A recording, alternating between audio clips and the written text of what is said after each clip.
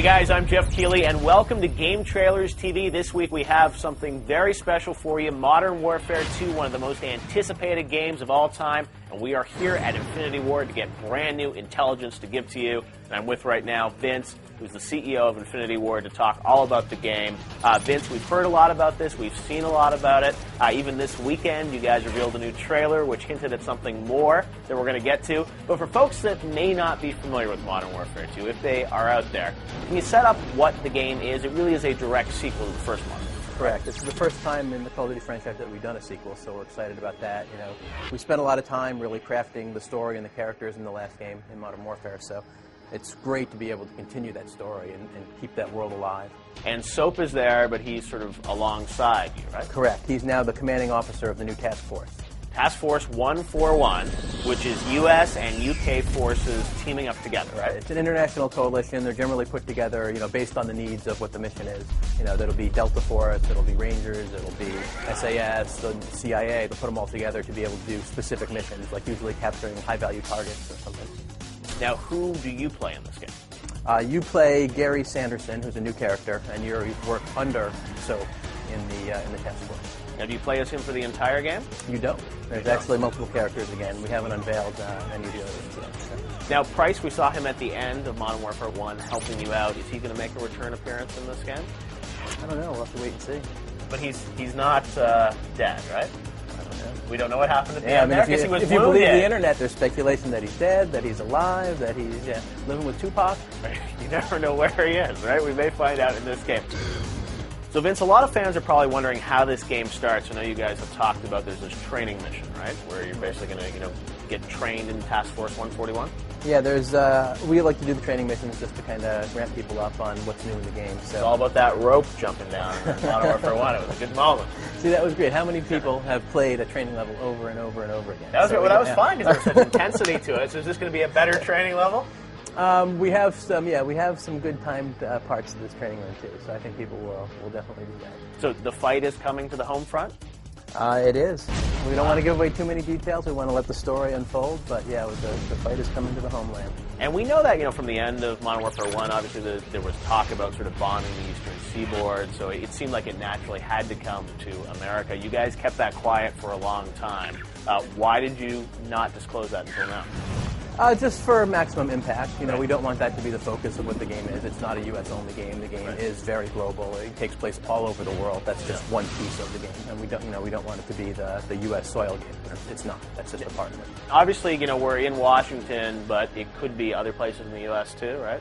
It's possible. Possible. All right. Do we know who the president is at the time of this game?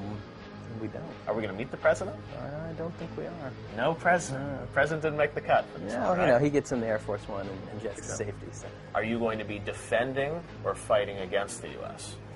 You'll have to play the game. Because it could go either way, I guess. There's potential to play on the Russian side as well, right? Maybe attack the U.S.? I don't know. You're not ruling that out?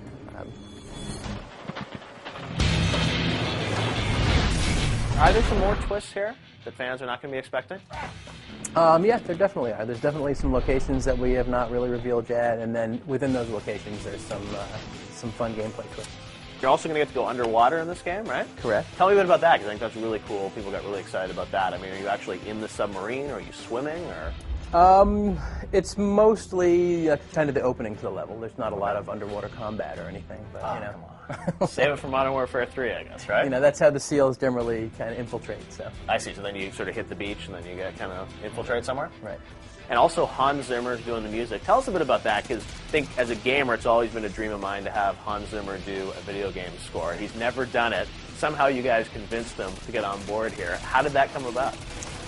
We were kicking around the idea of composers here, and his name comes up obviously, just because of who he is. And we now have a bit of clout, behind the Call of Duty name. So we approached him with that and kind of sold him on the project. And he's very project-driven. He wants something that's new and challenging for him. He wants to always push himself forward. And so we went down and talked to him, and he's the most amazing person to talk to. Just so down to earth, especially for how successful he is. Well, yeah, and I mean, when you hear the music, you really feel like it is that Hans Zimmer signature music with sort of the pounding, pulsing beats and everything. And it's amazing how it kind of ramps up and scales back down. And now even seeing some levels that I've seen before, but today with the music put in, I mean, it just adds a whole other dimension to the gameplay. It makes a huge difference. Now, you also have some new technology that you're pioneering in Modern Warfare 2 with texture streaming, and that allows you to create, these environments that look so detailed. Right. Yeah, we were able to, one, make the levels bigger because we can stream in, the textures later. But then, levels that are areas that are kind of close to you, we're able to put more detail into. Right.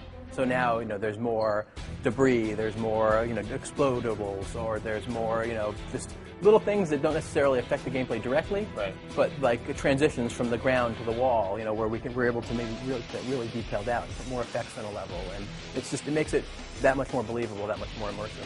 When you guys are building these games that are so realistic, so gritty, so action-packed, when you think about the storyline and the fact that we are dealing with modern conflict and war, is it important for you guys to kind of reflect like the two sides of war and show things from different perspectives, so it's not just very one-sided? Oh, absolutely, and that's part of the core of the story in this game that you'll see when you play through it. Well, that's important, I think. Absolutely. It's like you want to see, from everyone has a reason for why they're fighting for what they're fighting for, and sort of getting into that. So it sounds like it's going to be a much more emotional game as well. Oh, right? yeah. There's definitely some moments in there that make you kind of just sit back for a moment and think.